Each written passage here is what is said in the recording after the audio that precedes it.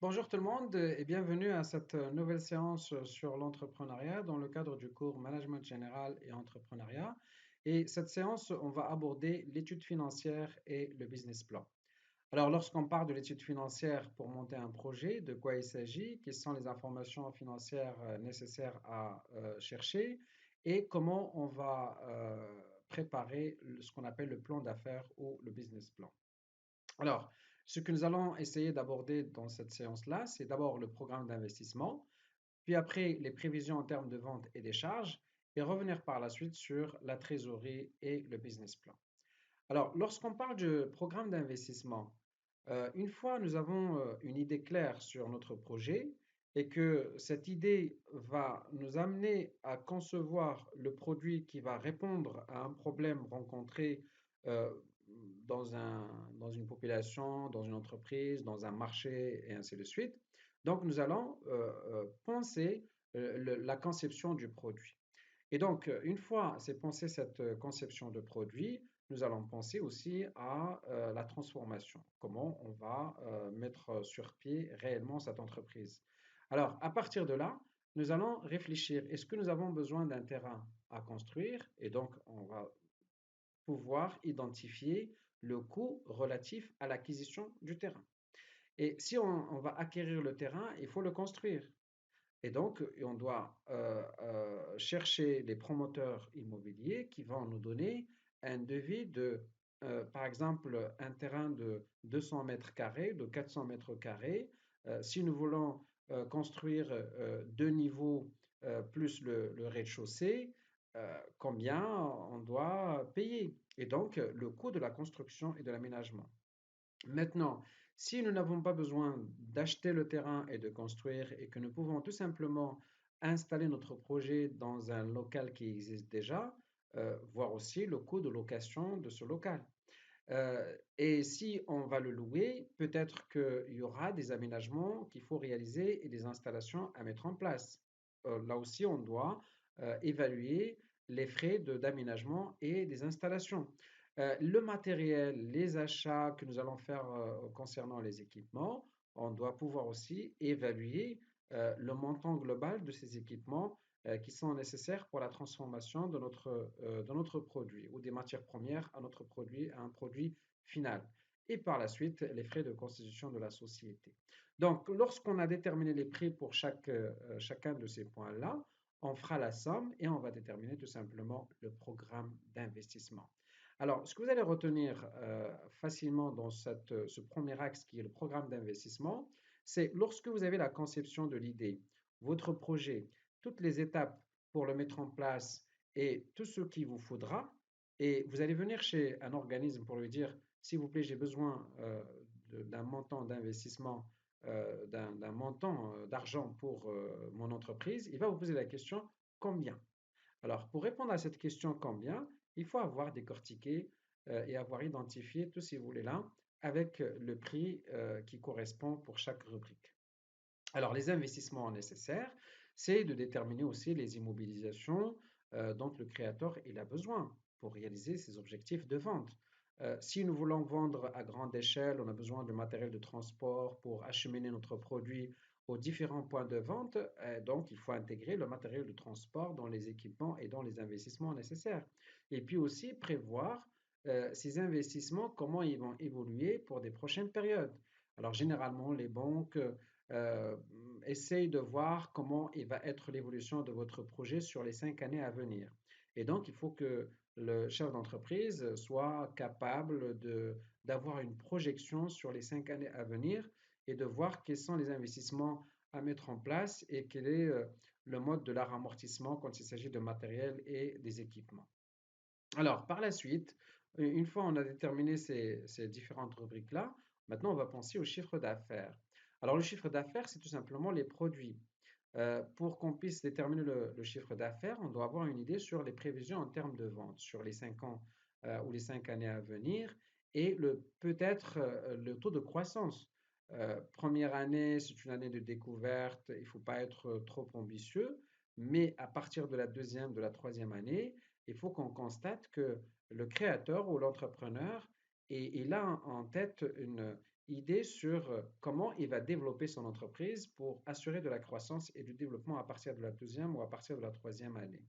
Alors, là aussi, pour qu'il puisse ne pas tomber dans les difficultés financières, l'entrepreneur doit négocier le paiement avec les clients.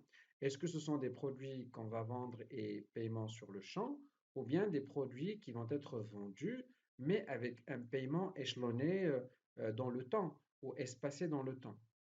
Et c'est là aussi l'intelligence du créateur d'entreprise en termes de négociation pour négocier les délais de recouvrement des créances et le délai de paiement des dettes. Généralement, il faut que le délai de paiement client soit très court par rapport au délai de paiement fournisseur pour que l'entrepreneur puisse toujours avoir une certaine liquidité en termes de trésorerie.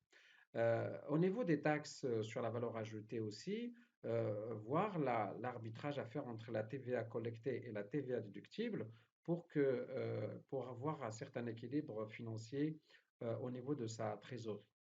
Alors ça, c'est un petit exemple que je vous ai choisi pour illustrer un tout petit peu comment on calcule notre chiffre d'affaires. C'est qu'une fois on a déterminé la quantité, admettons, c'est une société qui va être dans la commercialisation et de la vente du matériel informatique.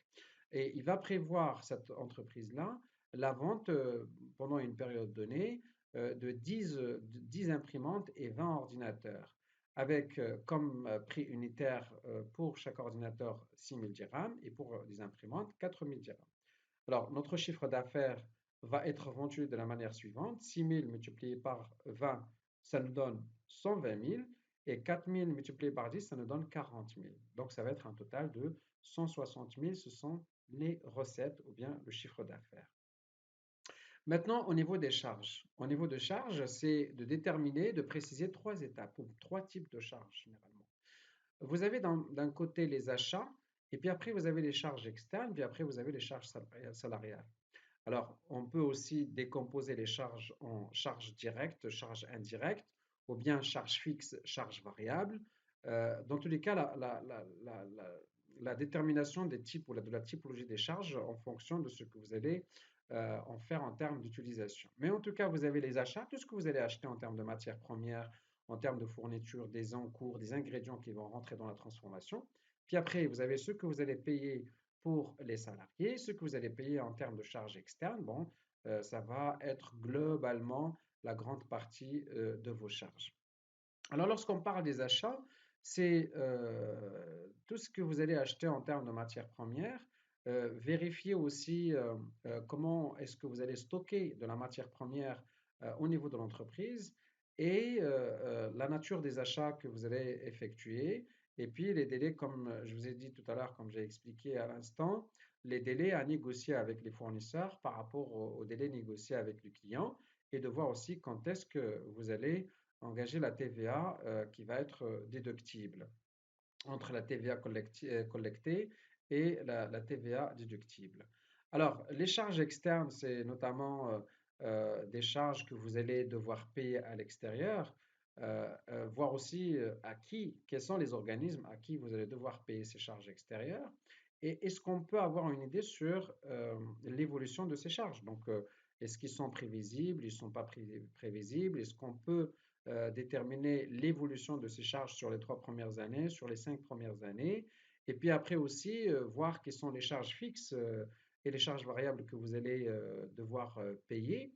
Lorsqu'on parle de charges fixes, par exemple, vous avez loué un appartement pour cette entreprise de vente de matériel informatique et vous payez par exemple, admettons, 4 000 dirhams par mois. Eh bien, 4 000 dirhams par mois, c'est une charge qui est fixe. Et elle est fixe dans le temps, donc il ne varie pas. Bon, après, au bout d'un certain nombre d'années, bien évidemment, il va augmenter sensiblement, mais en tout cas, c'est une charge qui va être comptabilisée comme charge fixe. Par contre, les charges variables, ce sont les charges qui varient en fonction du volume de la production.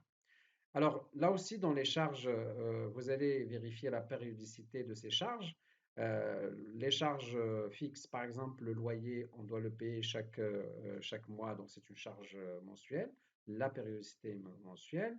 Si vous avez négocié, vous avez signé un contrat avec le fournisseur et vous êtes mis d'accord pour payer chaque trimestre, et donc la périodicité de paiement de ces charges, c'est chaque trimestre, etc., etc. Alors, après, vous avez le charge de personnel. Donc là, c'est une composante essentielle dans l'entreprise, les charges du personnel.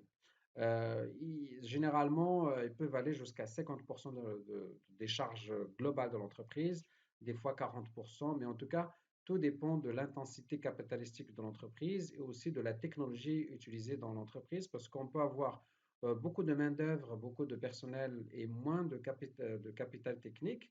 Et donc, du coup, on doit payer beaucoup plus de charges sociales ou de charges salariales.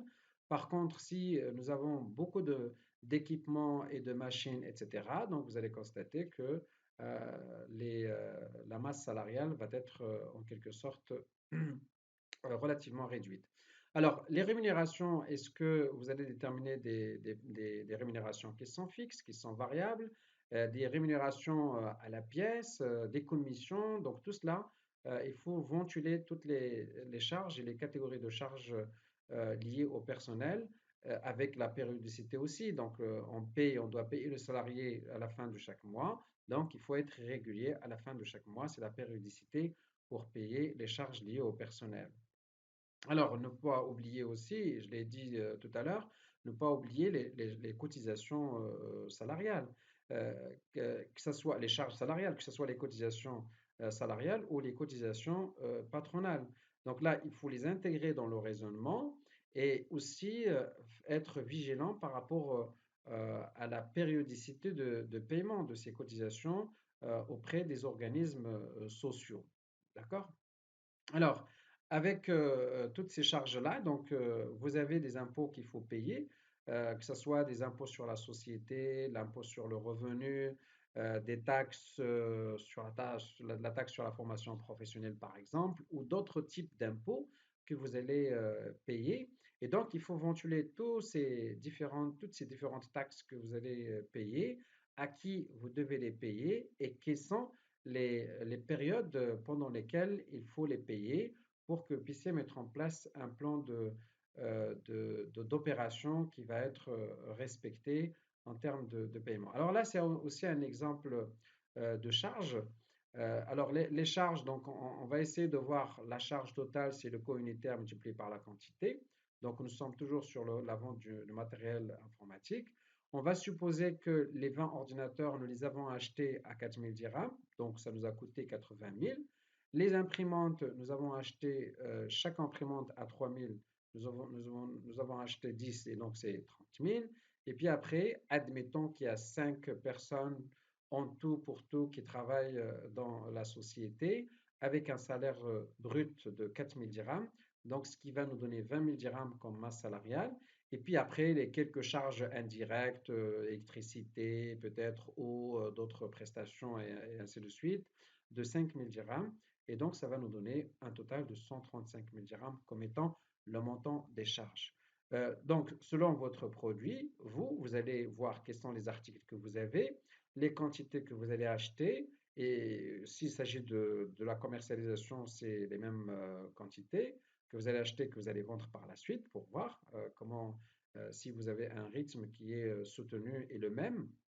Sinon, vous allez choisir les quantités en termes de matières premières et les prix unitaires concernant les matières premières pour avoir le total des charges. Alors, la trésorerie, c'est aussi un état à mettre en place qui permet en quelque sorte de voir la santé financière de l'entreprise. Et la trésorerie, quand on essaie de voir le bénéfice, c'est le chiffre d'affaires moins le total des charges. Grosso modo, si on reprend cet exemple-là, c'est de dire nous avons un chiffre d'affaires de 160 000, nous avons des charges, toute composante de charges, 135 000 dirhams, il nous reste un bénéfice de 25 000 dirhams. Mais en tout cas, dans le processus comptable, vous avez un certain nombre d'opérations qu'il faut suivre pour calculer ces différents indicateurs. Alors, les informations financières collectées vont vous permettre d'établir un bilan, un compte d'exploitation prévisionnel et un plan de trésorerie, avec aussi un compte de charges et de produits et de charges, pour avoir une vision globale sur le volet financier concernant votre projet. Alors, lorsqu'on parle du bilan, on est sur la partie comptabilité, c'est l'actif et le passif, et le CPC, le compte de produits et charges. L'actif, donc, il est composé en plusieurs catégories, bon, principalement l'actif immobilisé et l'actif circulant. Nous allons essayer de voir quelles sont les valeurs à mettre au niveau de chaque rubrique.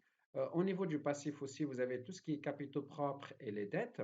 Si vous avez un capital, vous avez apporté de l'argent, donc il faut mettre ici. Si vous avez emprunté des dettes, donc il faut tout simplement les mettre dans la partie passive de votre bilan. Et puis vous avez un compte de produits et charges, donc vous avez une partie sur les charges et une partie sur les produits. Et c'est là aussi où vous allez ventiler les différentes charges que nous avons citées il y a quelques instants. Et toutes les autres charges, tout dépendra de la nature de votre activité. Et ce sont ces charges-là qui vont vous permettre d'avoir tout le compte de charge de votre état CPC. Et de l'autre côté, c'est votre produit, c'est votre chiffre d'affaires que nous allons placer dans le projet d'exploitation et peut-être des intérêts financiers au cas où vous allez générer des intérêts financiers suite à l'argent qui est dans votre banque. Alors, le plan de trésorerie, ça vous permet de revenir un peu sur la ventilation de votre résultat, des résultats d'exploitation, le résultat net, après amortissement, etc., pour voir si votre entreprise a une certaine progression en termes de rentabilité et en termes aussi de performance financière. Alors, sur le plan d'affaires ou le contenu de votre business plan, c'est d'abord au niveau du plan d'affaires, on revient sur la structure juridique que vous avez retenue. Puis après, on va identifier le programme d'investissement que nous avons expliqué tout à l'heure et de dire voilà l'organigramme, l'organisation du départ de notre entreprise. Voilà, voici notre prévision en termes de chiffre d'affaires, nos prévisions en termes de charges, notre plan de trésorerie et comment nous allons financer notre projet. Et ça nous permet d'aboutir tout simplement à notre business plan. Alors, je suppose que vous avez compris ce qu'on vient d'expliquer. Ce qui vous est demandé, c'est d'aller d'une réflexion et de donner une valeur estimative du programme d'investissement concernant l'idée de projet que vous avez retenu, en essayant de détailler en quelque sorte les rubriques concernant le chiffre d'affaires, concernant les charges, à l'instar de ce que nous avons vu il y a quelques instants. Et je vous souhaite bon courage. Merci pour votre attention.